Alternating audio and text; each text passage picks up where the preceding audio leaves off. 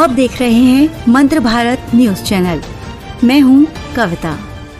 Middle east जंग के बीच भारत के साथ साथ कई अन्य देशों पर भी एलपीजी का संकट बढ़ा है। एलपीजी की किल्लत होने के कारण भारत में कई कंपनियों ने नए नियम लागू कर दिए। एलपीजी का खतरा देश के कई राज्यों को भुगतना पड़ा, जिसका असर स्ट्रीट फूड पर भी पड़ा और कई होटलों में भी प्रतिबंध लगाए गए।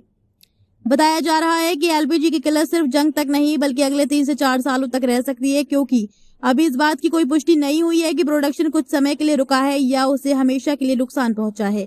देश की एलपीजी पर मंडराया संकट। अमेरिका इजराइल के बीच चले युद्ध के कारण ईरान ने इलाके के एनर्जी इंफ्रास्ट्रक्चर पर हमले किए और स्ट्रेट ऑफ हॉर्मुज को बंद कर दिया, जिससे देश की एलपीजी सप्लाई पर गहरा संकट पड़ गया। मनी कंट्रोल रिपोर्ट में अधिकारी ने नाम न बताने की शर्त पर कहा कि सप्लायर से मिली जानकारी के आधार पर सप्लायर को फिर से शुरू करने में कम से कम 3 साल लग सकते हैं और शायद उससे भी ज्यादा समय लग सकता है।